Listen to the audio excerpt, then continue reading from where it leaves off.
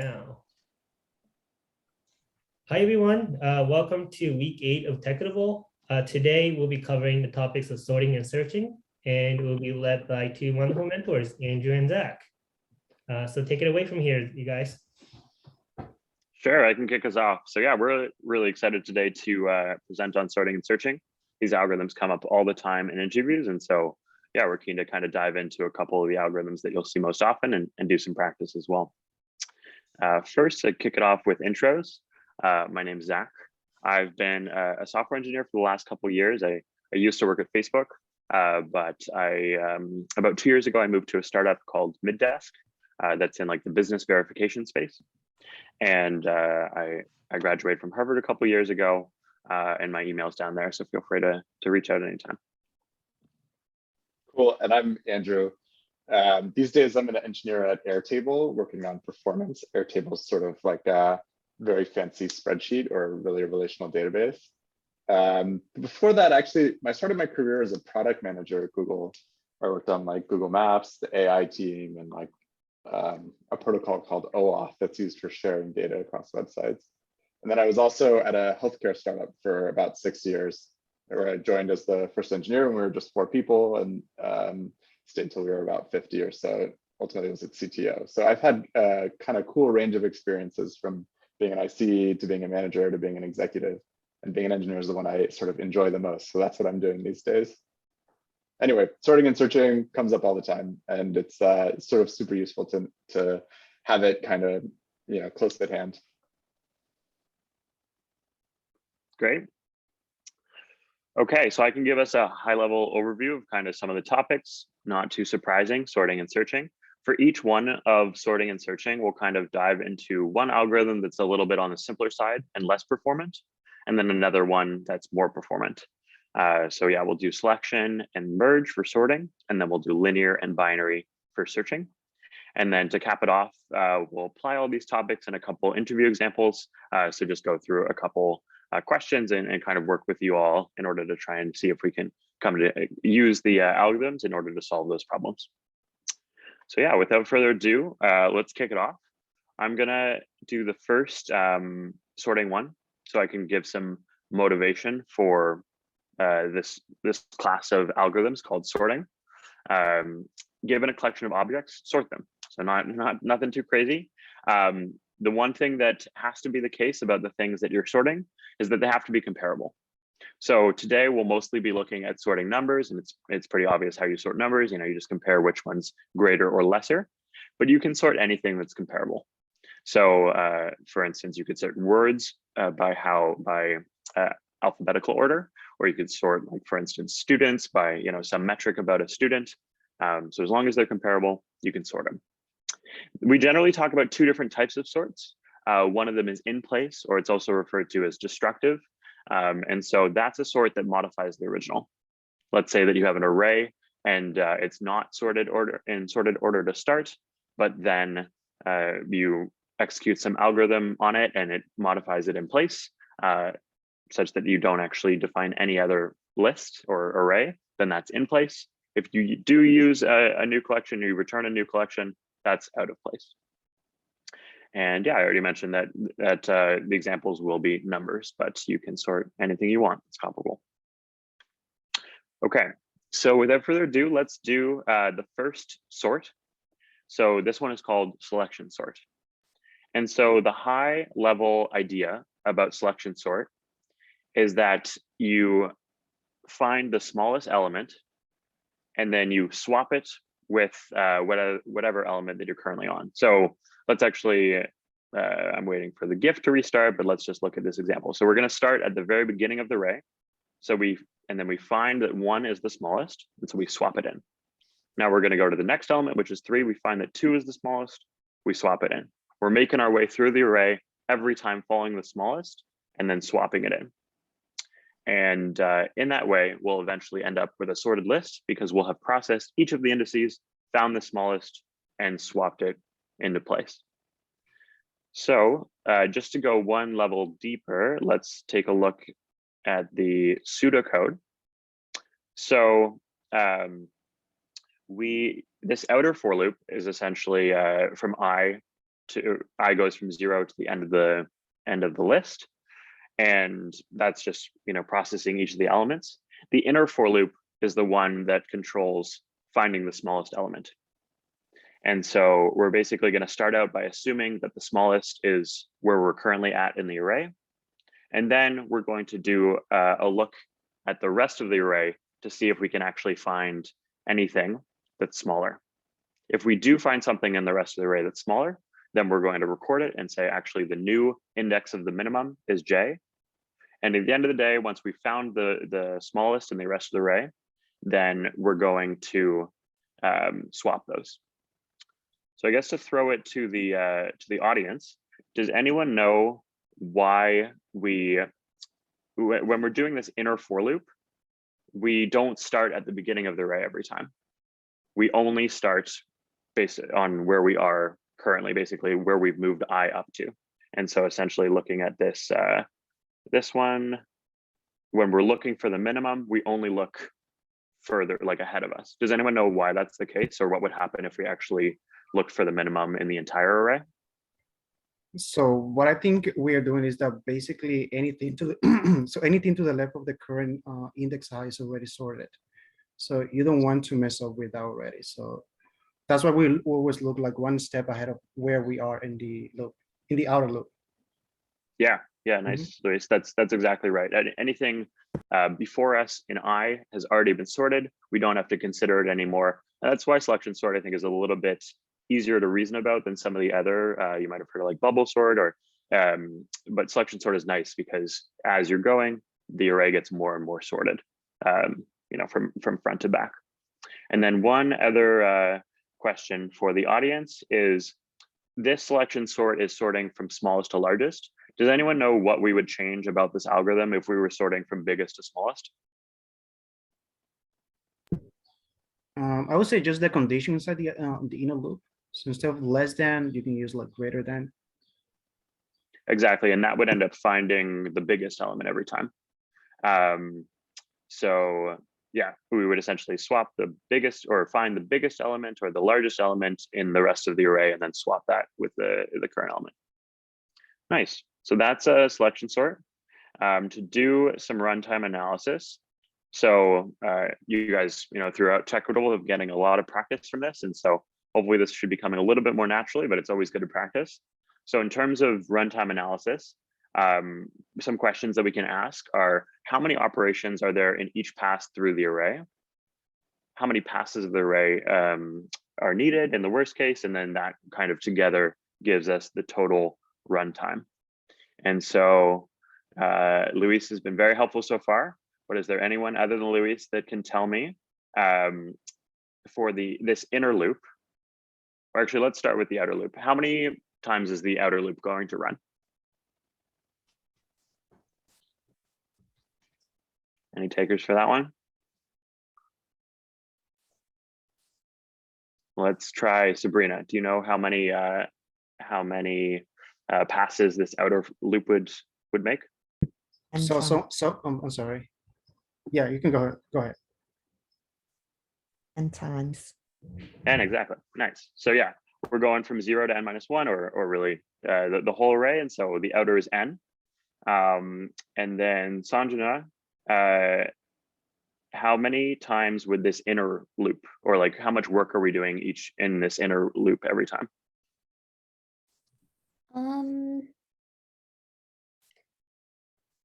So you're basically going like from I+1 all the way to n, where like n is like the length of the array.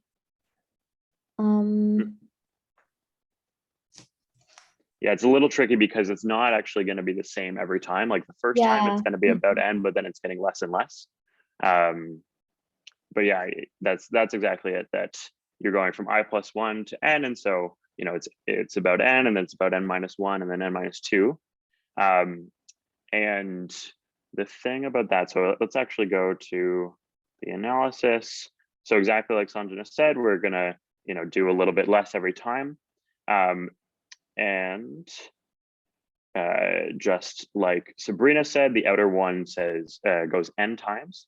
And so in total, we get O of n squared. And this is a pretty common pattern where the inner loop, gets a little bit shorter and shorter every time, but it actually still works out to n squared. We can use I think it's called a series, which is if we're summing n plus n minus 1 plus n minus 2, which is how much work we're doing in the inner for loop, it actually still works out to n squared because n plus 1 times n all over 2 is an expression for this how much this series is in total, and that ends up simplifying to n squared because the smaller terms drop out. So yeah, any questions so far about selection sort, either about the algorithm or the analysis? How is that kind of fitting for people? No, it's been pretty clear so far. Zach, we do have one mention in chat when one student thought it was n factorial, but maybe can you explain the difference betwhy it's not n factorial and it's just a series, and how the two could be kind of like similar but different? Yeah, good call. Oh, and I do see, yeah, I'll keep the chat open. Thanks for that reminder. Okay, so n factorial would be if we had n times n minus 1 times n minus 2. And so, yeah, factorial, it looks very similar to this, except factorial is actually a fairly slow runtime because we have all of these terms that are getting multiplied by all these n terms that are getting multiplied together. In this case, because we have plus, we get this series that can be expressed in this way. And so, yeah, we end up in this case with n squared rather than n factorial. Yep, thanks for that explanation. Great. Well, let's move on to the next one then. Andrew's going to kick it off with merge sort. Cool. So yeah, I mean, n squared as a runtime is like it's like fine. It's like you can run that, you can put that in your program. It'll be slow, like sometimes, especially as it starts getting bigger. So n squared is like not ideal, and we can actually do better. N factorial is like, you can't run this. You can't put this in your program. It's gonna it will take like years or hundreds of years or centuries or something like that. But n squared is like fine, but we can do better. And this is going to be an example of like how to do better. And merge sort is like a real whatever. Like when you look at the like standard library of like Java and stuff, a lot of them will use some version of merge sort. There's like sort of more complicated like hybrid algorithms that try and optimize stuff that also get used. But merge sort of forms like one big kind of core. Okay, so everybody loves recursion, right? Yes. Cool. Yeah. All right. Zach likes recursion. All right. Luis likes recursion. I feel like it's sort of sometimes it's a little hard to think about because you sort of have to like take a leap of faith. And when we get to the pseudocode, I'll sort of point to the moment where I think you have to sort of take a leap of faith to really reason about a recursive algorithm. But the sort of algorithm for recursive algorithms is like you split it into two parts, a base case and a recursive case. So anytime you're thinking like, I'm going to do this recursively, that's sort of like the easiest way to subdivide the problem. Think about like, I have a base case and I have a recursive case. So in merge sort, like we can sort of imagine our base case as like, as simple as possible, which is like, what if you had to sort a list of a single element? Well, okay, basically, if there's only one element, it's already sorted. So job's done, you can just return it. So then let's suppose we have this base case done. The actual work needs to happen in the recursive case, which is basically what you're going to do is take the array, split it in half, and then here's where you're taking your leap of faith. You're going to just call merge sort on each half. And the leap of faith is like, we're going to get there. Merge sort is going to figure out how to fully sort these subarrays. So we've sorted each half of the array, and now all we have to do is merge them together, and that's much easier because basically, if you have two sorted lists, all you need to do is basically look at the sort of beginning of each one of them, figure out which one's lower of the two that sort of lists that you have, and then just like one by one put the lowest one in order. So that's going to be a sort of much more efficient operation than actually trying to sort. So you can kind of see in this animation here, we've kind of, like the stage we're in now, we're kind of reassembling these sort of like already sorted subarrays into the final array. So that means the animation is about to start over. So let's let it cycle through for a sec. But here we have our fully merged sorted array. But now we're at the beginning. Okay, so remember, we're going to split the list in half, and then recursively, we're going to keep splitting a list in half, and then recursively, we're going to split each of those lists in half. So now we're down to a lot of base cases. So we're down to a lot of lists of one. So now we're kind of coming back up, and we're taking these already sorted lists, and we're just merging them. So again, merging just means you take whichever element's smaller, you put it in the next position, and then kind of keep going. So now we're kind of one level back through reassembling our original list through this sort of merge stage of the process. And then we do the same thing. So one level further now, we're kind of merging these lists of 2 elements each. And then we'll go over to the other half and merge like the other 2 element lists. And now we have 2 like 4 element lists. And again, we just have to merge those. So that's the sort of basic intuition for what we're going to do. There's sort of a neat representation of this sort of splitting and then reassembling process that let's take a look at on the next slide. So this is another sort of visualization of the merge sort algorithm, where basically we start with this unsorted array at the top of this kind of diamond structure. And then, we're doing these kind of recursive splits where we say, okay, we're going to merge sort the left half and merge sort the right half. And then again, recursion, think trees. We're sort of like building this tree in time as we kind of recurse down the array, down to these single element lists, our base case, and then kind of reassemble and do this sort of iterative merging process. So you can kind of keep this visual in your head, or if the animation in your head is kind of a little bit more intuitive, you can think of that. But let's go on to the pseudocode. So how's this actually going to work? So again, when you think recursion, you think base case and recursive case. So the base case for merge sort is really easy. It's just if the array is a single element, job's done, return that array, it's sorted. And then the actual work is kind of happening here in the recursive case. So remember we said we're going to split the array in 2. So here we're doing that. We're taking the middle index of the array. And then I assume people are familiar with Python slice syntax, but this line left underscore r equals r colon mid index means basically, take the right half of the array and assign it to this sort of variable. And then here's our leap of faith. We're going to take that left array. We're going to just recursively call merge sort, which I swear is going to sort the list. So now when we come back from this function, we've got left sorted array. We just sort of believe that it worked out, that this array is now sorted. Then we're going to do the same thing with the right half. And then we're going to do this kind of merge step at the very end where we're merging 2 sorted lists. And we don't include the pseudocode for merge here. So maybe you'll just have to sort of like imagine that part of it.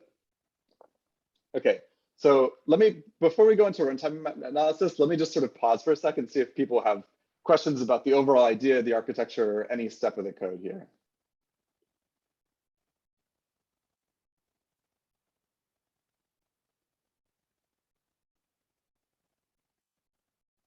Just gonna make everyone sit in awkward silence for a little bit. Pretty clear, okay. No questions here. All right, recursion's easy, next slide. So what's the runtime to merge 2 lists of size n? And now this sort of like diamond structure is maybe a little bit useful for the runtime analysis. Basically, you might think about how much sort of work we're doing at each level of the tree, and then how many levels of the tree there are. So let's sort of go through these in order. So what's the runtime of merging 2 lists of size n? Maybe someone in the audience can answer this one, either in the chat or just unmute and speak.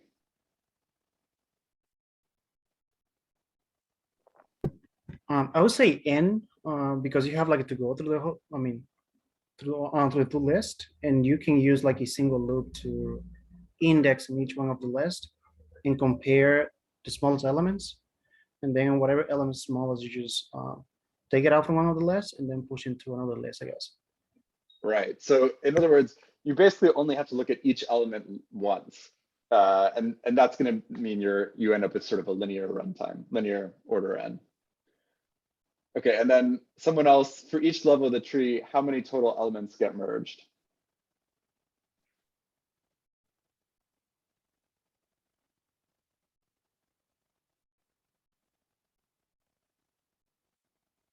So it's here in the graph, you can kind of count them. We're looking at sort of these like green lines in the diamond structure here.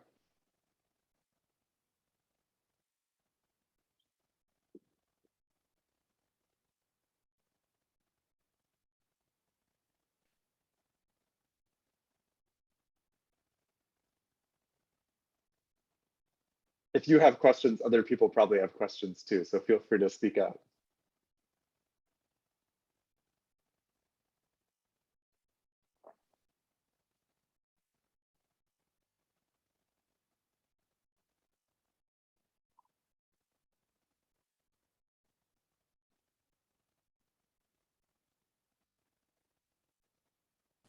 All right, I'm going to give it like 10 more seconds and then I'll sort of start talking it through. So then, would that be n? Because all the total elements are getting merged. Right, exactly. That's exactly right. So for each level of the tree, we're going to merge n elements. Basically, we're going to look at every single element in the array once. Okay, and then the tricky one is how many levels of the tree are there? So in this sort of diamond structure, we see sort of like 1, 2, 3, 4, 5, 6, 7. And we have 7 elements, right? But actually, that's right, it's log n. And the natural log is something where it's like, it just shows up like all the time. And it's, or, you know, binary log or whatever. It's just like anytime you're doing stuff with trees, like the log is just going to sort of pop up. So yeah, indeed, there are going to be log n number sort of levels of the tree. Okay, so that means for each level, each of these log n levels, we're going to merge and we're going to,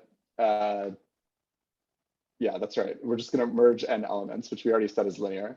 So then who can put it together? If we have n elements and we're going to do it log n times, what's our total runtime?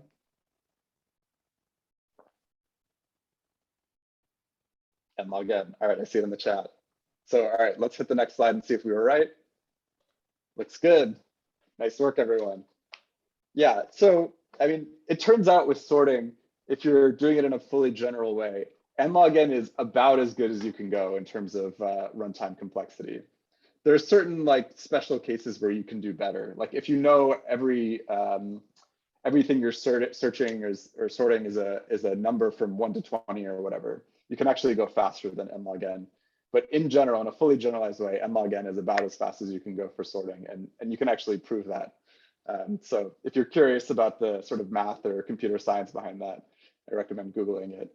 But you know, there's a whole class of different n log n sorting algorithms that have different sort of properties in practice.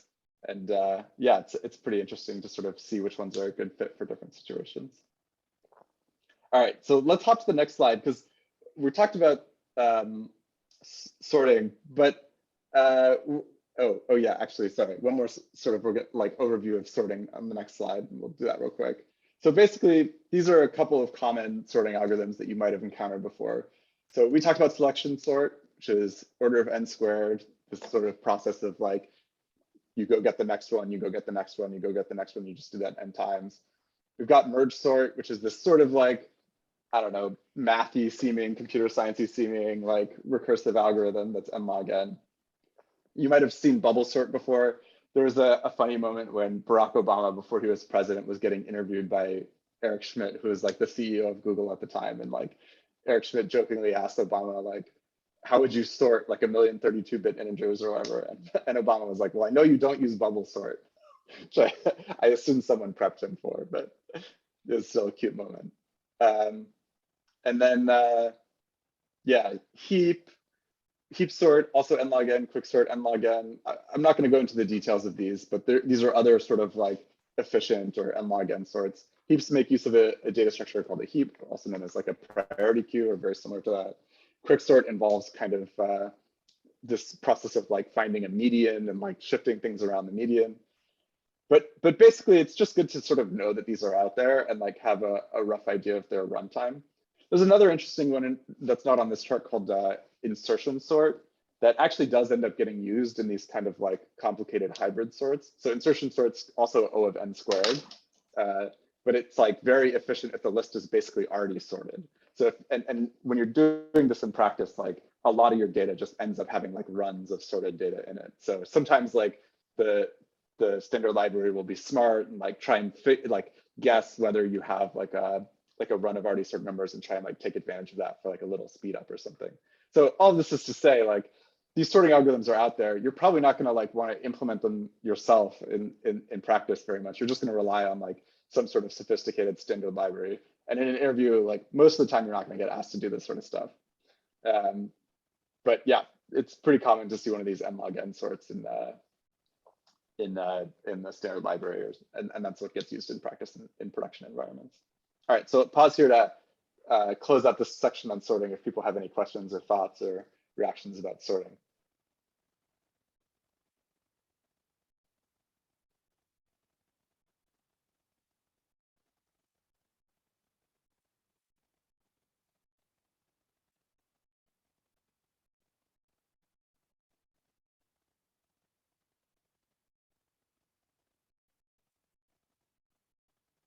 None on my end. All right. I'm a big fan of awkward silences, so I'm just going to keep making you guys do this until until I'm satisfied. All right. Well, let's jump on to searching. So basically, a sort of very closely related problem. Let's jump to the next slide. It's, you've got like a collection of stuff, and you want to find one element in it, or see if one element has a property. So for example, like you've got like, a classroom roster, and you want to, or like, people who showed up today or whatever, and you want to sort through them and be like, oh, did Andrew come? And you want to be able to efficiently look at a list of who came today and say, okay, Andrew was there. So you can do this with like, yeah, like numbers or strings, list names, or, in practice, you might be doing this with objects of like random stuff. You're looking for dogs or whatever, indices or something. But yeah, for simplicity, just like with sorting, we'll just focus on arrays of numbers. So let's jump to the next slide. We're going to talk sort of same structure. We'll do like a very kind of like a naive or obvious kind of searching algorithm, and then we'll do one that's sort of a little bit cleverer and has better runtime performance. So look at linear search first.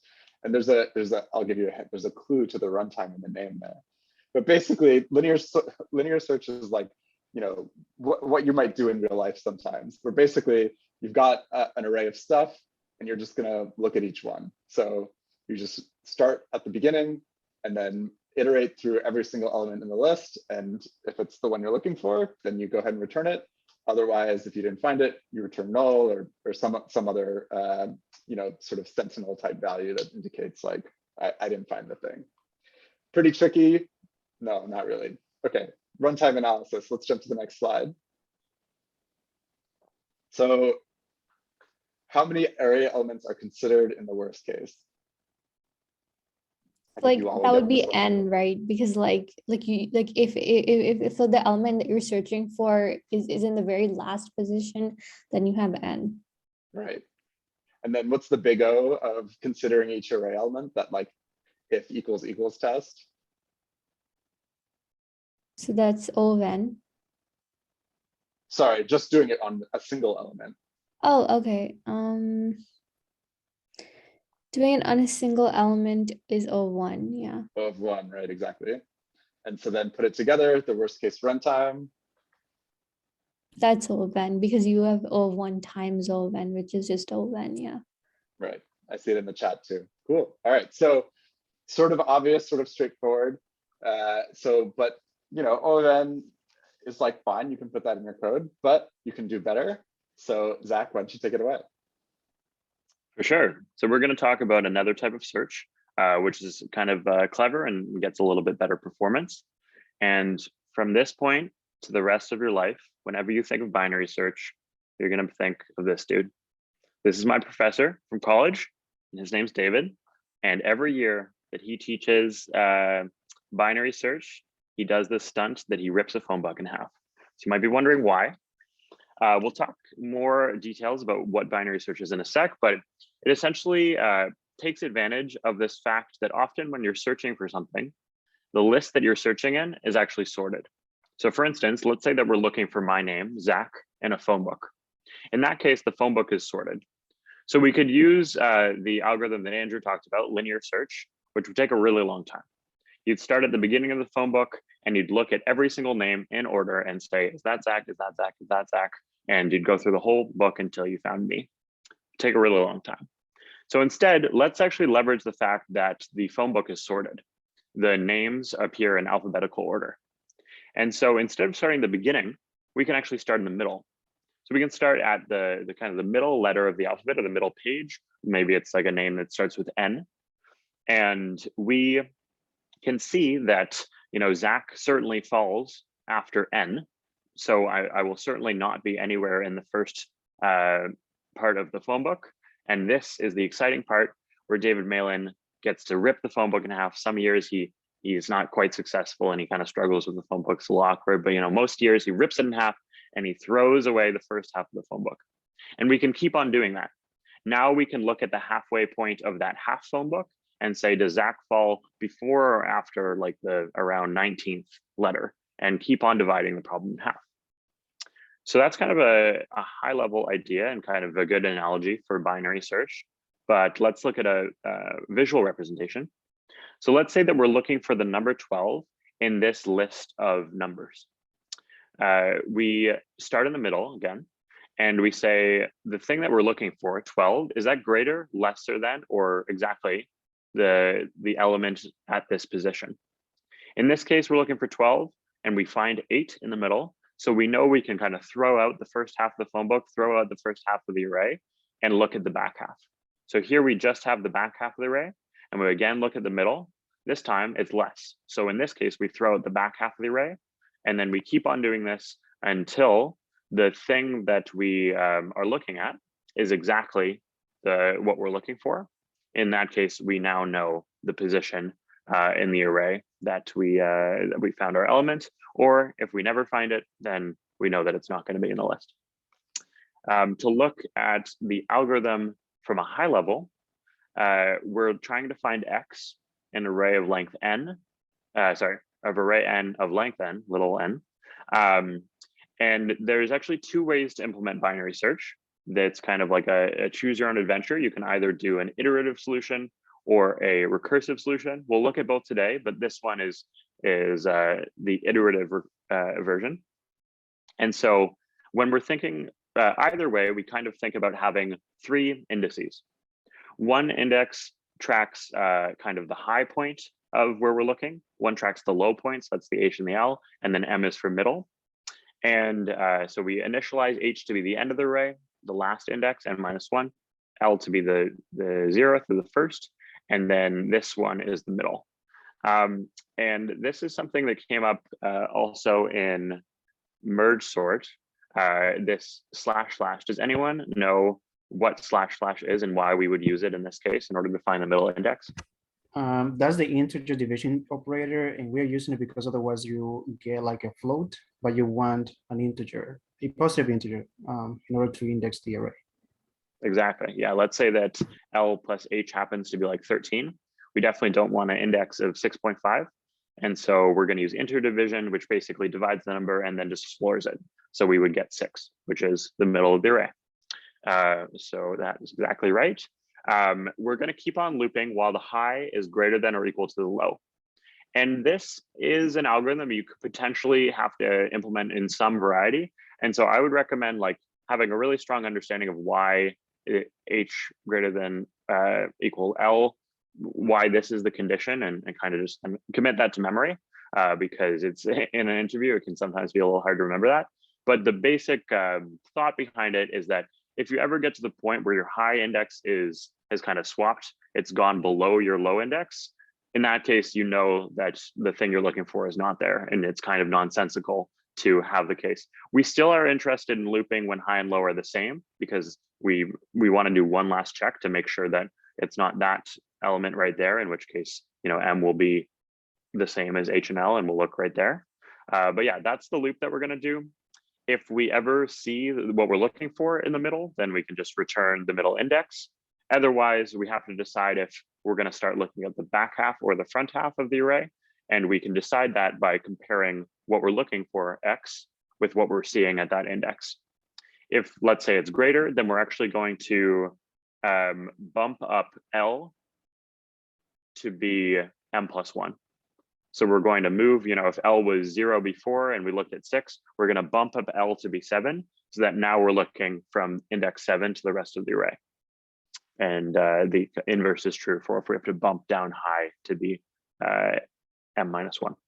If we never find it, we'll do null. We'll return some representation of not finding it. So that was a lot of information about ripping phone books in half and binary search. Any questions so far about this algorithm?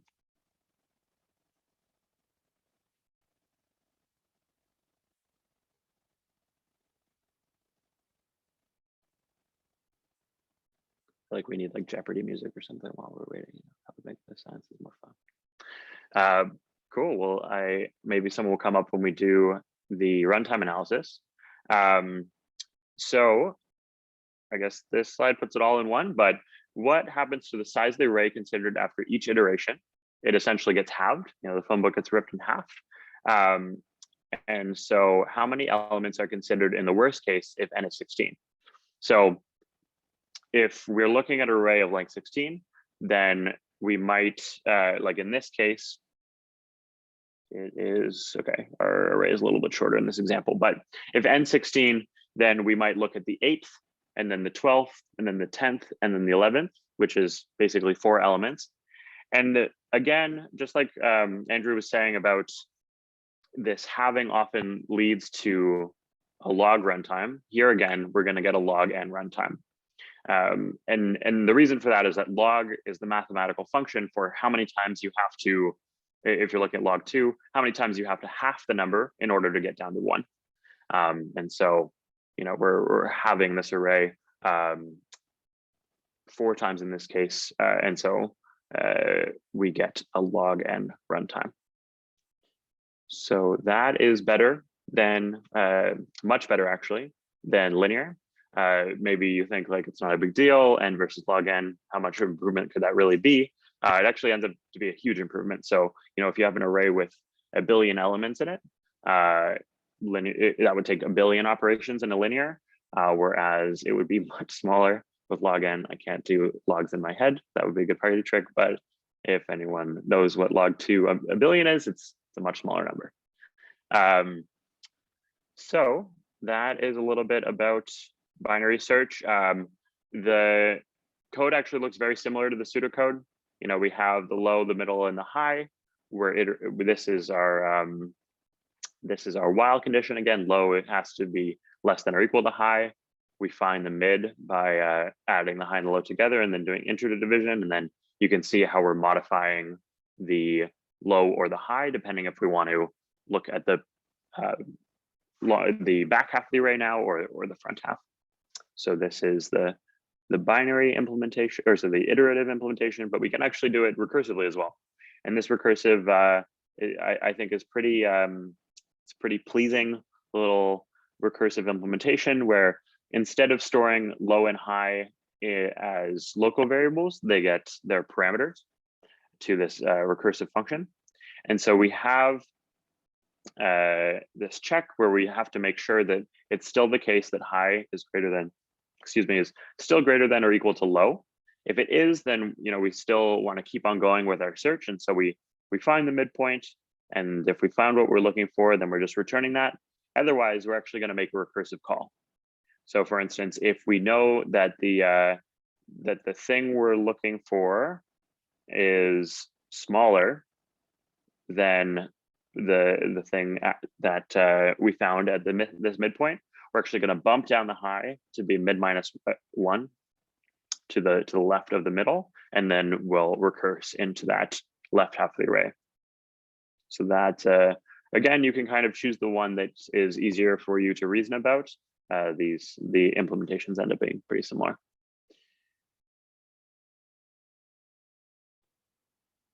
Let's see. Yeah, okay, incredible. Thanks for looking that up, Luis. That's awesome. That it's it's in the low 10s. So it is a really big deal. Yeah, but apparently when Tao solution is the right one, because the way I was doing it was like base 10, but I was supposed to do it in base 2. So it is actually like 30. It's really nice something. Got it. Yeah. So about 30, which is incredible. That's kind of the power of algorithms, the power of math. Okay, so to summarize this section on searching, as discussed, linear is linear, it's O of n, whereas binary is O log n. And we've seen for long arrays, for long inputs, it makes a huge difference. So definitely important to be using binary search when you're searching, if you can help it. Okay, so that wraps up kind of the information on sorting and searching. Next up, we'll move into some examples of questions that you might see about this. So let's do it. Okay, let's start with the first problem. I'll kick it off. So we have a problem called combined sorted lists. And the problem statement is that we're going to have two lists of words in alphabetical order. And we're going to return a combined list that contains all words from both lists in alphabetical order. So we're preserving that order. And the same word may appear in both input lists. And in that case, we only want to include it once in the result list. So for example, here we have a list of dog breeds, and they're already sorted. And in the output, you can see we get beagle first, and then we get boxer once, even though it appears twice. And then we keep on going all the way to Val Hunt, which I've not heard of, but sounds like a pretty cool type of dog. Cool. So one naive solution, this is something that I like to do whenever I have a interview question, is just start with the first thing that comes to my mind. So one way that we could do this is that we could just take list A and take list B, mash them together, and then sort the list. And that would definitely work. We'd probably have to do something about duplicates at the end as well to make sure we don't include any duplicates, but that can be done pretty easily. Why isn't this the best solution? Anyone have some intuition about maybe how long this would take?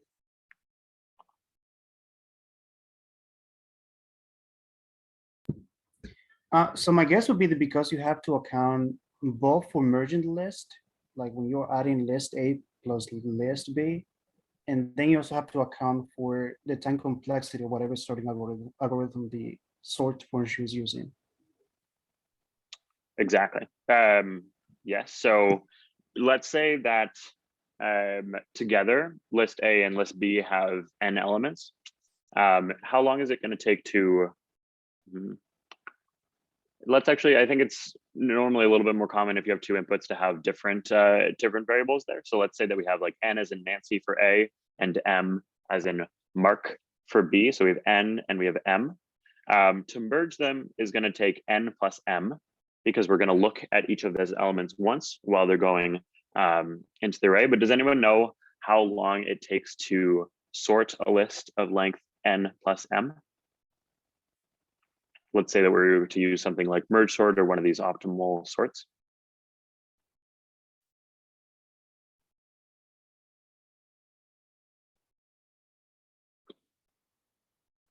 In the previous section, we talked about the runtime. What's a runtime that we can get for sorting?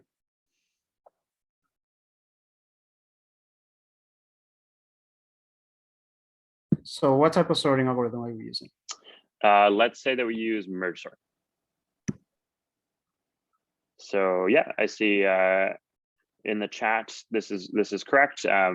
We get n plus m log n plus m. So we're putting in n plus m as the n, and so that is the runtime that we get, which we're gonna be able to do better. When we'll move into the solution in a sec, but when people are seeing this question that essentially involves taking these two lists and then getting a list that's merged, what algorithm that we talked about today is this sounding a little bit like?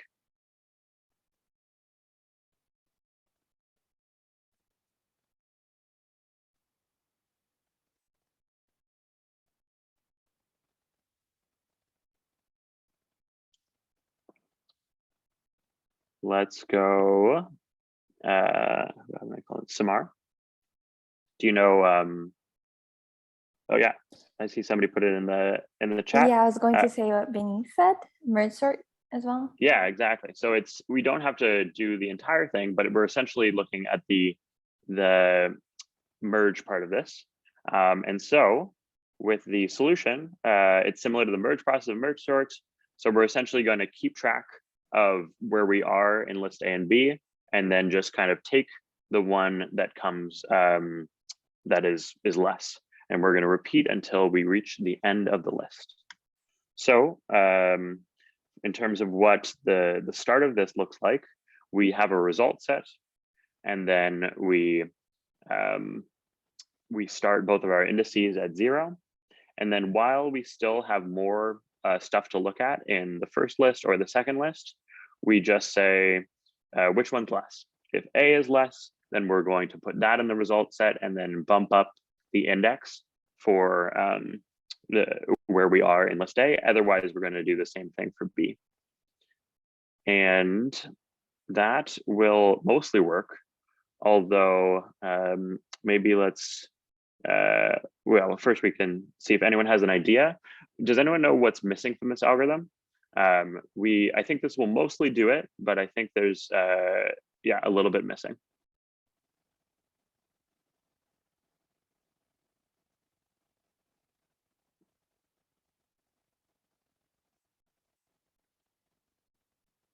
So we're going to stop whenever we see that we've run out of either the first list or the second list.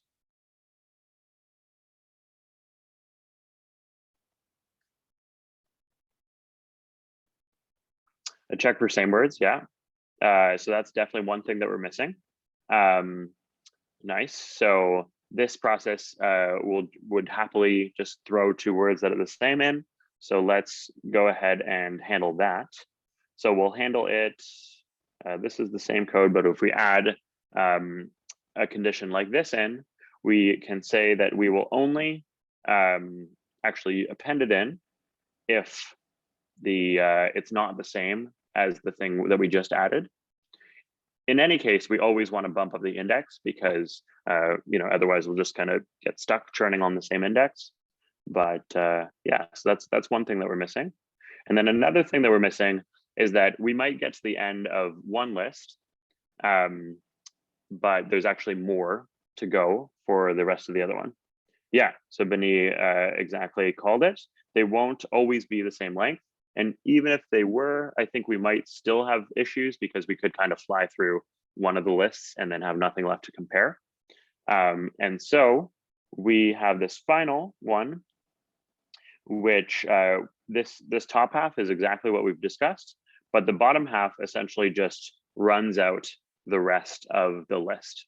So first we've already, by this point, one of the lists is empty. And so we know we can just kind of fly through the rest of the list and bring them all in as long as there are no duplicates. And at this point, our code is a little bit repetitive in that, this is the same as this. And so you could think about making some helper functions. That could be like a good thing to mention in your interview that, like, if I have time at the end, I'll define a helper method or a helper function rather to kind of dry up your code. Don't repeat yourself. Sweet. And then always good to check for corner cases, edge cases. And so one edge case that I can think of is maybe we start where either list A or list B is actually empty. In that case, I think we'll be fine with this code because we'll immediately exit out of this loop because it's not the case that 0 is less than 0 if either of these lists is empty. And then for the non-empty list, if there is one, we'll just throw them all in, which is the correct output if there's 1 or 2 empty lists. So I think that's it for this one. We talked about the runtime of merge before, which is just the length of the 2 lists that we're merging. So in this case, if we have a length of m and another one of n, then we get O of n plus m time, which is much better than the n plus m times log n plus m. So that is it for this question, I believe. Any questions about what we talked about so far? The algorithm, the runtime analysis for this one?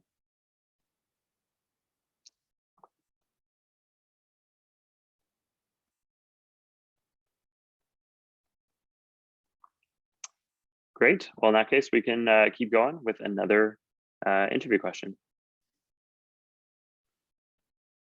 All right.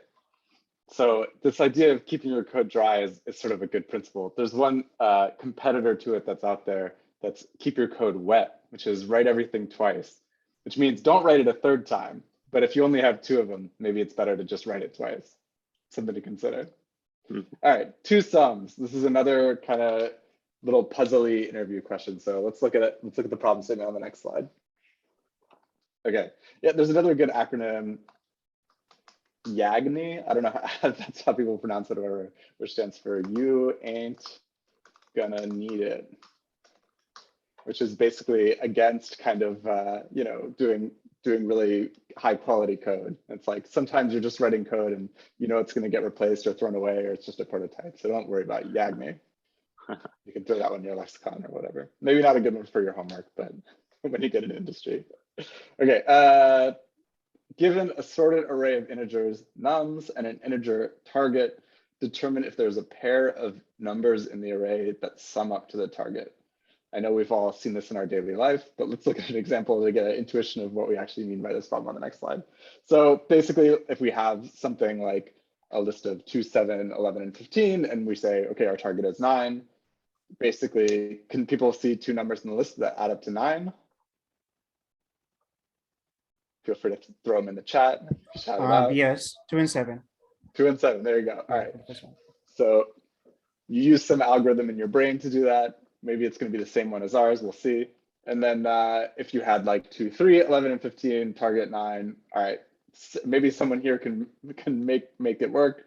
Some clever way I'm missing, but as far as I can see, output should be false. No 2 numbers there sum up to 9. So how would you do this sort of efficiently?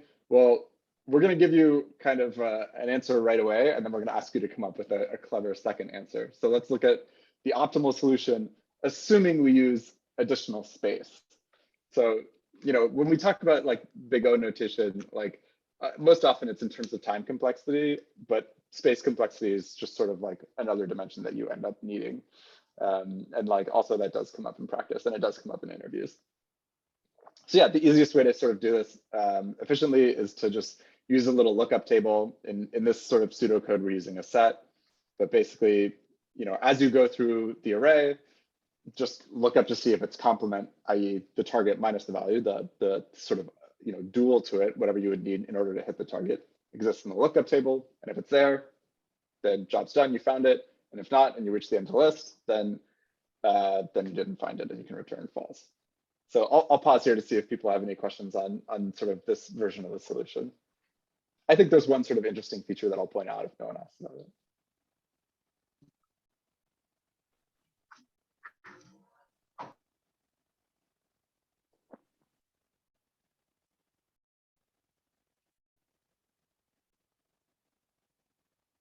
I mean, I think like one of the things that comes to mind is like because you're enumerating over the array, like I'm typically in like Python, if you're being Pythonic, you like want to avoid like just like running through the whole array.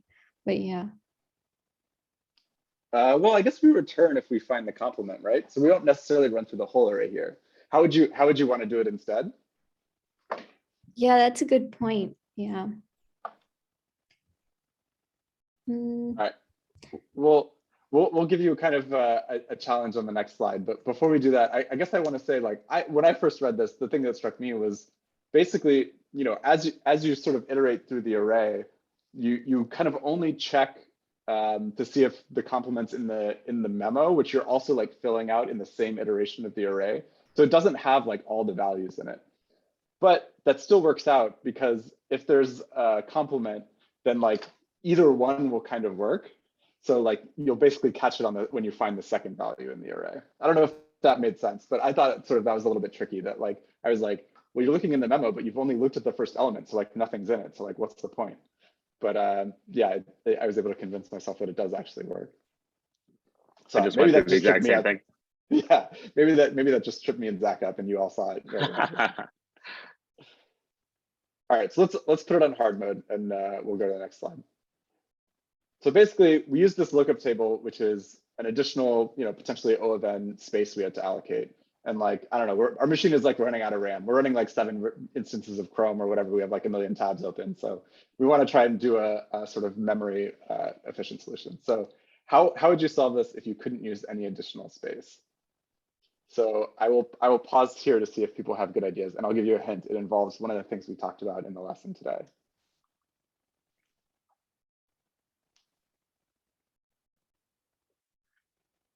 And another hint is that, remember, the array of numbers is sorted.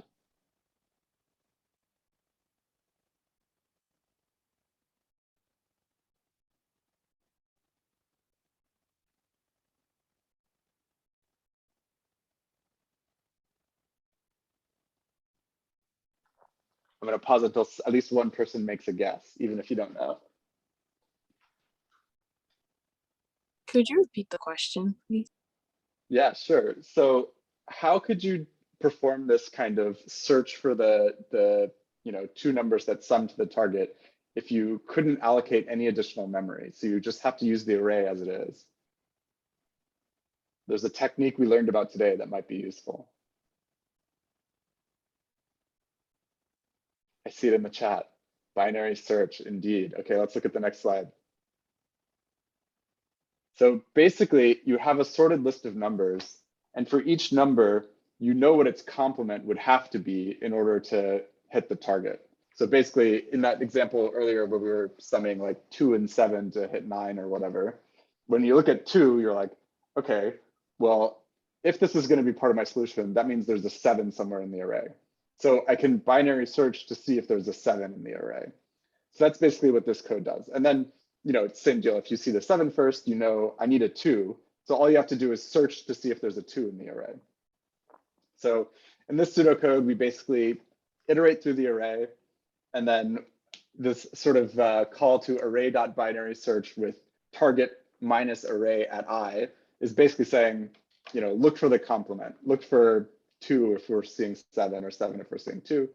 And then, if we were able to find that in the array, that's the sort of guard if sibling is greater than 0, then we can return it. Otherwise, eventually, once we get through the whole array, we've seen that no number has its complement in the array, then we can go ahead and return false. All right, pause here to see if people have questions on how this works, or whether it makes sense that it works, whether you understand like why it works. So is there any reason why the index I never increments in the for loop, or is? Doesn't it? No, it's still the same because it doesn't change for any Maybe it's iterations. supposed to. Okay. Maybe for I is less than whatever. Am I missing something? Oh, if okay. No. I think you're right. I think this is probably just a bug in the code. We probably just forgot to increment. Okay. I think I is supposed to bump. Oh, that makes Zach, sense. does that look right to you? Yeah, it looks like this is missing an increment. Good catch. Luis, you got hired, man. You're better than the compiler. No problem. All right. I have a question. Does this work if there are duplicates? Like, what if we were looking, does the concept of like duplicates make sense with, like, let's say that we're looking for 2 numbers that sum to 6 and the answer is 3 and 3. Right. So you would, if you would be able to like find yourself in the array basically. And but are we searching the whole array, or are we only searching the array to the right of us? Looks like we're searching the whole array. So yeah, you might kind of erroneously find yourself in the list, and then. Which we do handle, because we say if sibling index does not equal that's I, right. then but I think one like slight edge case, if you are allowed to have duplicates, is that I think we You wouldn't might find return the other false one. in that case. Yeah, like Yeah. if you, it's I think non-defined of which one we would find. So I think that's a slight edge case, but as long as the problem statement says no duplicates, then we're good here. So we found 2 bugs in the code already. Let's see if we can find the third one.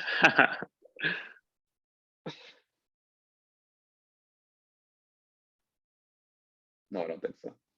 I think it's otherwise. So private. when you All say right, let's- when you say duplicate numbers, do you mean numbers that have different index or just like the same number in the same index? Like in your case, you gave like the example for 6. Does that mean that if I find numbers like 2 3s in the array, but they have like different indices? Right. Yeah. So you can imagine the input would be an array with just 2 3s in it, and Mhm. then the target would be 6. Okay. So I think the proper answer to that would be true, but I think it's possible that this code would return false in that case. Okay, that makes sense. Thank you. But anyway, I think the general thing about this working, I think is still, that was just an interesting edge case to think about. If you have to go run to grab some ice cream, no hard feelings. Let's look at the runtime analysis. So I guess we were already given like a list of sorted numbers, right? But this is basically ends up being kind of similar to sorting the list, because you're going to potentially do n binary searches. So you end up with n log n, binary search log n. All right. Now, okay, we're going to do one more, which I thought was like, isn't it n squared log n? Why would it be n squared log n?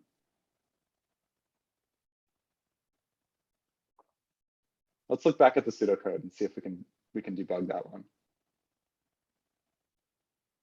So the reason we only have to do n log n is we only have to check each element once to see if its complement is in the array. We don't have to do it n times.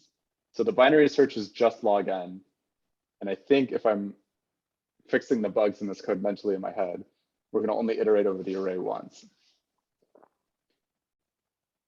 It's just search. Yeah, you're not actually sorting n times. It's already sorted. You're just doing a binary search. Exactly. Yeah. All right, let's jump to number 3.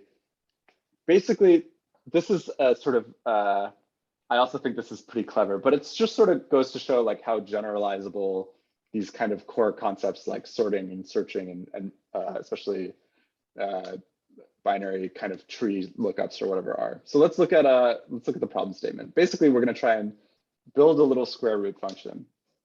So, computing square roots in practice is actually like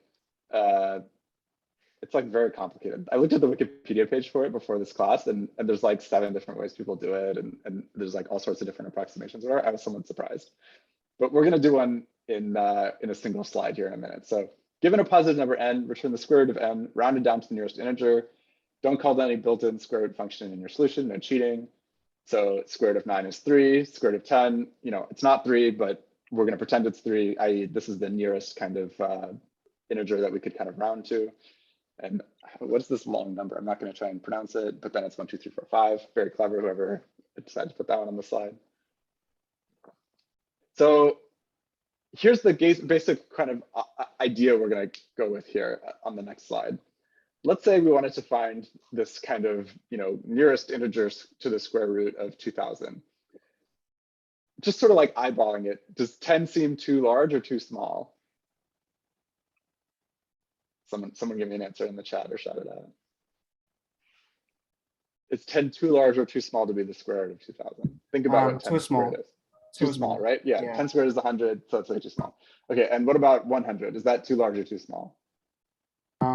Too large, definitely. Right. Okay. So that gives us some like bounds then. Basically, we know that like it's going to be somewhere between 10 and 100. Okay, that's not too many numbers to check. So, but we don't want to check every single number in between it. So we're going to take inspiration from your Techquitable class you took on this random Sunday, and on the next slide, we will show you. We're going to do a binary search. Basically, we're going to track a high bound and a low bound. We'll look at the middle of it, and then if depending on whether it's too high or too low, we'll throw away that half of the phone book and then use the other half. Yeah, it's true. Binary search can do everything. It is a really useful kind of like very general idea. Anytime you've got some sorted stuff, and it's like, do you have sorted stuff here? Yeah, you have numbers which are sort of naturally sorted, and you can kind of think of in an analogous way. Okay, so what do we use for our initial range? Any ideas? Probably 1. Or 1 or 0. Nice. Yeah, you could just use like 0. You know the square root is going to be larger than 0, and like we know that like the square root's going to be like smaller than the number itself. So it doesn't matter. We can just use those. Since this is going to end up being sort of a log n process, getting these bounds slightly wrong is not going to matter much for performance. So all right, let's take a look at the pseudocode. We basically start with this sort of high and low bound. So we say, the low bound is 0. We know that the square root is going to be greater than 0. And we'll say the high bound is just sort of, n plus 1. And then that gives us pretty good confidence that like the square root is going to be somewhere in that range. And then it's basically just binary search like you saw before. So while low is less than high minus 1, we're going to like take the midpoint, split that phone book right in the middle. And then if the like we square it, so we see like, okay, that we did just that same process that you all did with 10 and 100 a minute ago. And you say like, was that exactly right? Or was that too high or too low? And depending on which one it is, you're just going to go do another iteration of the binary search. And then eventually you're going to just return your kind of best estimate. That's it. So I'll pause here to see if people have questions on this, and then I think we'll go to just sort of general Q&A on any of the topics we talked about today, or just whatever.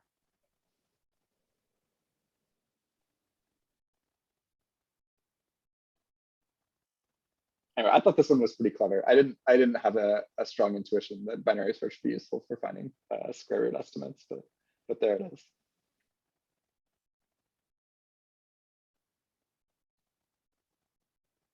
All right. Sweet. So how does this part work? Is this Q&A about everything, or Q&A just about like sorting and searching? Yeah, well, we can just kind of open it up to the floor, and maybe we can just focus on the content that we went over today. But there's no more questions for that, then we can, turn it into more of a career conversation. See you guys. So yeah, so well, thanks, Andrew and Zach. Are there like any questions for the lecturers today about the content that we went over today? I think we all saw just how powerful and useful binary search could be. But it is very important to remember that it only works if the input is already sorted. So yeah, so don't forget that, if your input is not sorted, then it's probably gonna just return like really bad or invalid input output.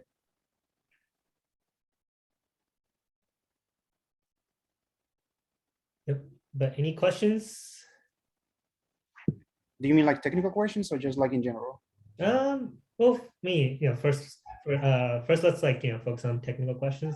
If you don't have any, we can also move on to general questions as well.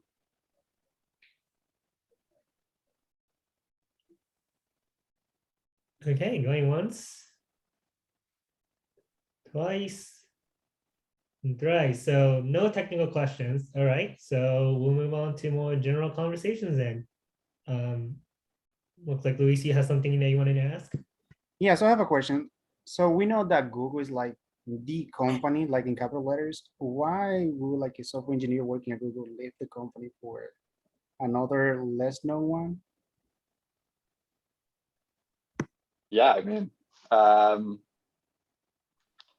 Google. I'm kind of surprised to hear you say that Google is like the company. I was curious for people who are y'all's age, like what the cool companies to work for are. I mean, yeah, I mean, that's what I hear. So it is not from experience, definitely.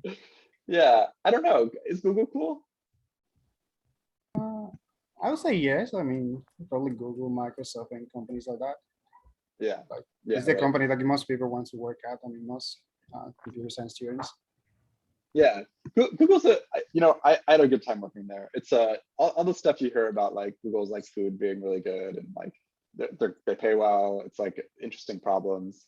It's the goal. Yeah, it's a great place to work. I also really did feel like it was a great place to start out my career. It gave me a great network and a lot of kind of good experience. It's cool. It's cool because they pay bank, but it seems like you play a small role in a large company. Yeah, that's definitely part of it. It's like Google, Microsoft, Facebook, all these companies they're big now, and like there's sort of trade-offs that come with that. One is, yeah, you have a sort of small role to play relative to the organization as a whole. Another one is like, there tends to just be like a little bit more like bureaucracy in politics. Like you're not going to be kind of as effective as you will when you're just working with like 4 people and like decisions can get made kind of like instantly. And yeah, so for me personally, I was at Google for about 4 years and definitely enjoyed it. But after that time, I was like ready for something a little bit smaller and something where I could kind of take on a little bit more risk personally and like build something from scratch and like have that experience. So it was actually 2 good friends of mine from Google who left and started this startup, and I went and joined up with them. And you know, those, especially the first 2 years of work at that startup was probably like 2 of my most fun and most productive years of my life. It was just like a really, really great time. And yeah, I probably took like about a 50, like cut my pay in about half or something by doing so. Actually, probably more than that. But I wouldn't trade that for anything. It was a great experience and I really enjoyed it. Anyway, so lots of reasons. And I also think there's just a lot of other cool companies. Like, yeah, I don't know. Zach, what's cool for you these days? Why did you leave Facebook and go to a cool little startup? Yeah, I would say like similar, like just as a short funny story, like when I told my parents I was thinking about leaving Facebook, they were like, don't do that. Definitely don't leave Facebook. I had to like convince them that I wasn't, making a crazy decision. So I definitely feel the sentiment. I think similarly, like I worked at Facebook for 2.5 years. I loved working there. It's a great place to work. I think these big companies it can be a really good place to start your career in terms of like having pretty standardized mentorship and like support in terms of like, it's very clear at Facebook and Google, like what it means to be an excellent engineer, and they kind of like can help you get that mentorship and grow in being an engineer. So it's like on the positive side. I think on Andrew mentioned a couple of the things that can be less ideal in terms of like your impact is more diluted at a big company like that. So by the end of 2.5 years at Facebook, I was really excited to explore startups. I ended up joining like a 10-person company, which was a really big change from like the 60,000 or whatever that work at Facebook. But for me, working at a startup has been amazing in terms of having like a really strong personal connections with people I work with, because there's just a couple of us and we're all kind of working day in and day out on the same small product idea. And then also it's really cool to learn how a business works from end to end. Like I do a lot of finance here. I help with like sales and marketing, customer support. So there are definitely trade-offs. I think the progression of starting at a big company, if that's something that's really exciting, is an awesome thing to do. But I think down the line, you may get curious about working at startups as well.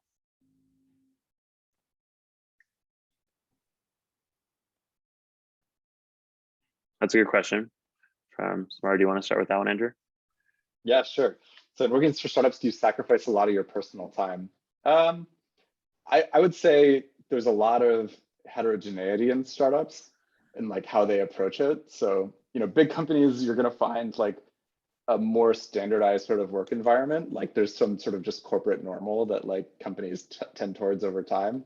Whereas startups, it's going to depend a lot more on the sort of idiosyncrasies of the particular very small group of people you work with. So I do know people who like go do a startup and like sort of work crazy hours and like nights and weekends and stuff on it. And I know plenty who work at startups and have like a very healthy work-life balance. So the startup I went and joined, like we cared about this sort of stuff from the very beginning. And like there were times when I worked a weekend, mostly because I was just sort of motivated to. But in general, I worked like basically a 40-hour work week and like had a sort of very comfortable work environment.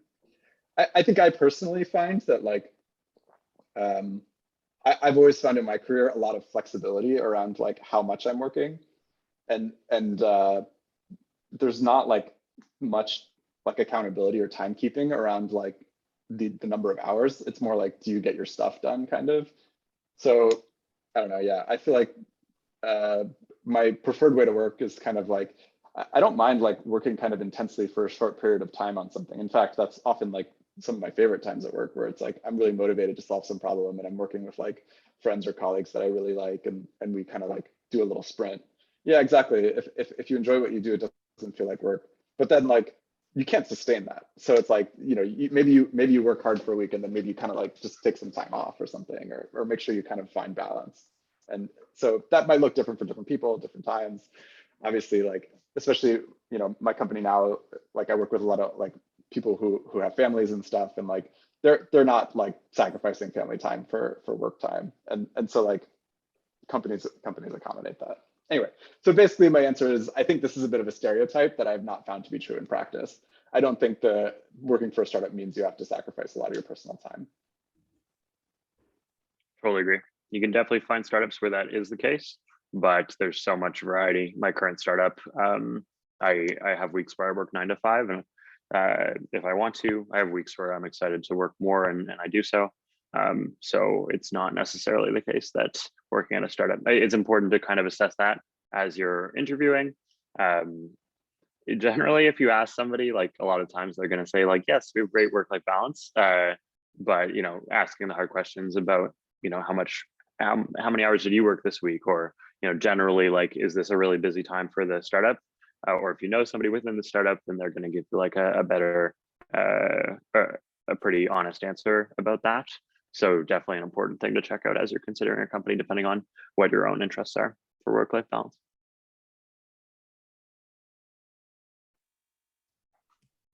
Cool. Thanks for answering those questions. Okay, looks like we got another one coming in chat. What are some of the technologies and programming languages you guys use? Zach, why don't you take this one first? Sure. So yeah, the startup that I work at is basically like an API first company. So we define an API for people to verify businesses. And so the core technology that we use is a framework called Ruby on Rails. So that's a API framework for kind of serving those requests and running our server. The language is Ruby. The framework is Rails. And so that's the main part of it. We also use something called Scala. So Scala is a less popular language, but at Middesk, we do a lot of data processing. So we basically take a bunch of data from the government and build what are called pipelines, which essentially take that data and transform it into a way that's more useful for our business and our customers. And so, yeah, we use Scala in order to write our pipelines. And Luis just asked about favorite programming language, but I think that Scala might be up there for least favorite. I think it's got some really intense language features that I think are kind of over the top and make it really hard to understand. So I don't know if I would recommend Scala to you. So yeah, those are the main. We use React on the front end, which is pretty standard. So that's like TypeScript, which is the typed version of JavaScript. Those are kind of the main ones. I think in terms of one favorite programming language, I actually really love the language that Facebook uses, which is a language that they created called Hack. You might have heard of the language PHP, and it's a PHP derivative that has types. And so generally, I like languages that have types because I find it easier to reason in a large code base if it has types that allow you to kind of make sure that all of the different pieces of your code are kind of fitting together. All right, let's see. Yeah. So Airtable is written almost entirely in TypeScript, which is a typed version of JavaScript, which honestly is it's like a fine language. I feel like they learned a little bit from Scala and like took away some of the more complicated parts. Previously, Welkin, the startup I did, was mostly Python and JavaScript on the front end, obviously. And then I did a long personal project in Go. I did about a year of open source development between jobs. And I really liked Go, actually. That's maybe, is it my favorite language? I don't know, but it's up there. I feel like it just feels like very like, it was written by a very small team of very experienced people who have like, for lack of a better word, taste or something. It's like, just like, they have some good opinions about like how stuff is supposed to work, and all the tools are really good and fast. So I'd recommend checking out Go. Though if you're Googling it, sometimes you have to Google it as Golang, because like Go is obviously like, I don't know, it's a terrible name for a language or something. I've also like, it's worth saying, like in terms of tools and technologies, I feel like I've spent a lot of time in my career just like optimizing database stuff. So like in terms of technologies I've used MySQL a lot, Postgres a lot, and there's a bunch of related technologies like SQL and stuff that are useful for kind of modern like website building. Okay, so regarding database, do you have to normalize data before you create table? Because I remember taking a course and we have to go through like, first normalization, second normalization, third normalization. It was like, damn, that's like a lot. Yeah, I mean, basically in practice, you end up using normalized structures most of the time. Every once in a while, you will end up denormalizing. I don't know, for people in the audience who don't know what this term is, basically, normalizing refers to sort of, it's kind of like don't repeat yourself in data instead of in code. Basically, you kind of like split your data into lots of different sort of tables, and then you join them together as you query. So if you Google like first normal form or something like that. So like there's some formalism around it that you learn, like first normal form, second, third, and so on or whatever. And like that's not really used or something. But yeah, you do normalize your data typically before you sort of use it in practice. But yeah, there are cases where you denormalize intentionally because it like improves performance. And that's sort of, then that's a little tricky because now you have two copies of the data you have to like keep in sync. And so that can lead to like bugs or confusing behaviors and stuff. So. But it's a very interesting area. I think databases are very cool. So if you're curious about them, definitely pull that thread.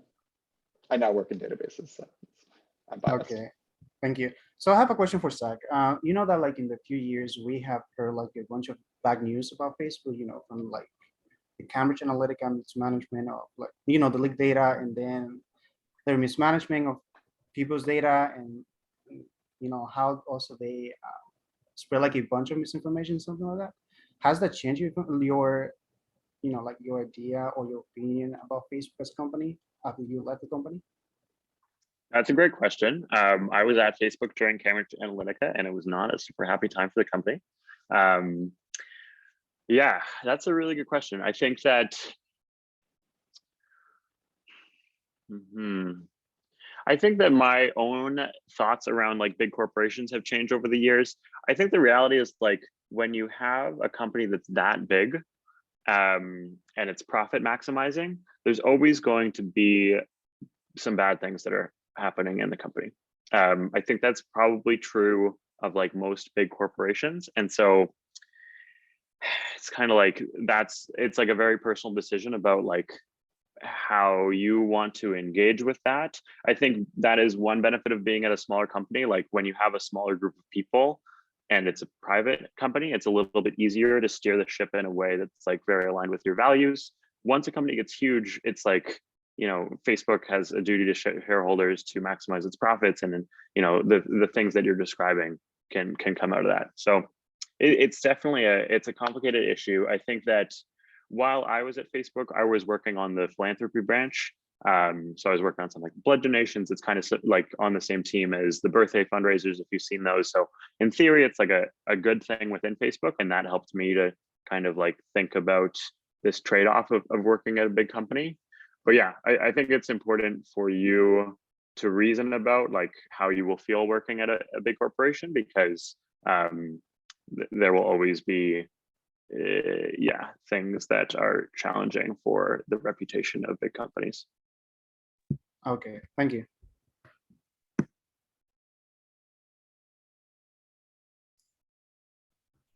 Yeah, I think just double click on that. Oh, as Zach said, when a company gets big, there's so many people and so many motives that are kind of like intertwined, and it's really hard to like know what's going on, like outside of what your team or what your department is working on. And unfortunately, there are some things that end up becoming really controversial, months or years down the line, and you only find out about it, even through media then. But that's when you kind of want to like evaluate whether that really affects you, or like what you value and stuff. And yeah, just make sure that wherever you work is aligned with your values and you feel comfortable and happy working there, despite what other parts of the team or the company is working on. So Totally. Yeah, well, any other questions? Okay, so I think we're about to hit time, so gonna just wrap it up with Malanga's question. What is the biggest skill gap or shortage do you have seen at the companies you worked at or currently work at? yeah, maybe to just add more spin to it, especially for like some of the newer, new grad or junior engineers, since like, that would like kind of like teach students about, okay, what are the things that they need to close up on. So yeah, if you have like any thoughts on that, that'd be nice. And just to clear, yeah, it feels like the skill gap is in like, this will make you like a really desirable candidate, like knowing this technology. Is that kind of what you're referring to, Malangu?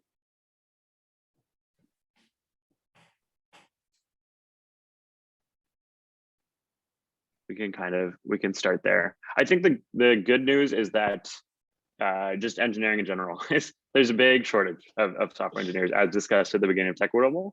So like being an engineer of any sort, definitely a very positive start. Yeah, Andrew, do you have any specific examples?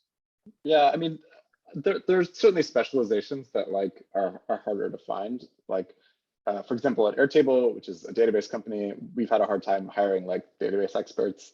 At every place I've worked at, it's been hard to hire experienced computer security people. At every place I've worked at, it's been hard to hire data science people. So those are some specializations I definitely see in high demand.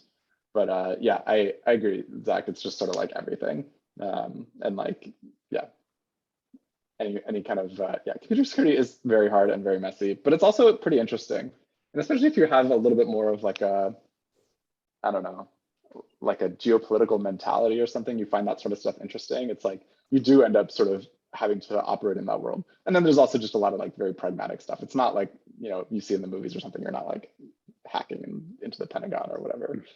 It's more like, hey, did you all update your Chrome? Please go update your Chrome. Please update your OS. Whatever.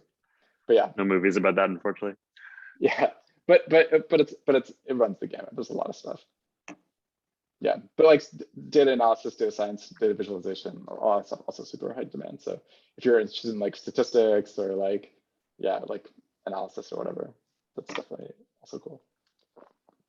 Yeah. Also, if you're into like AI research, it's like, I don't feel like it's as in demand in the same ways, because like it's just sort of like pretty hard to get to the level of experience where you're kind of getting hired by one of these like sort of super high performing teams. But it is like just very cool. Yep. Sorry, I think we have one more question, but we're kind of like worried about the time. So yeah, I'm sorry, Vinny. I think we can kind of like take off, take your question in the Slack. I can help take that on later. But just want to say, Andrew and Zach, thank you guys so much for leading the lesson today. And just to kind of like tie different points, like both of you guys mentioned that engineers are really much in high demand. At the same time, coming from like a perspective of college students, like there's a lot of like high like self-expectation or pressures from peers, like or parents to like go into like some of the well-known companies such as Google, Facebook, the world. But just know, like maybe while that could be like your dream companies end up right after graduation, there's so many other good companies out there that you could be looking into.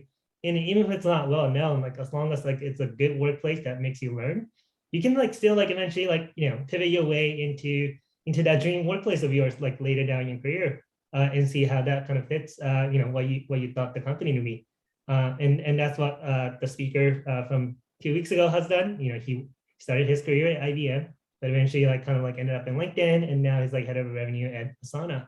So there's a lot of way in which like you could navigate about your careers, and it's not a dead end. If you don't work, you don't end up in one of those dream, quote unquote, dream companies right after graduation. So yeah, just kind of put that, just remember that in your mind, and yeah, just always focusing on like learning, especially for the early parts of the career. Do you mind if I share a story there very briefly? Yeah, a good friend of mine who I used to work with at Google kind of got pretty fed up with like a lot of the sort of ethical stuff and the money in Silicon Valley or whatever, and then ended up working as an engineer at like a community bank in North Carolina that makes like loans to underprivileged people starting businesses or whatever. And he's just like 10 times happier and like sort of just like loving life. So I feel like, even if you like kind of want to go work at Google or Facebook or something, it's worth considering that like there's a lot of companies out there that need engineers that like aren't tech companies, and you might just like actually have a better life doing that, because there's really no excuse for doing something, or no substitute for doing something you really believe in and like sleeping well at night. Great. Well, on that note, thank you guys so much, and I hope everyone has a nice weekend. See you all. Thanks for the time. Thank you, guys.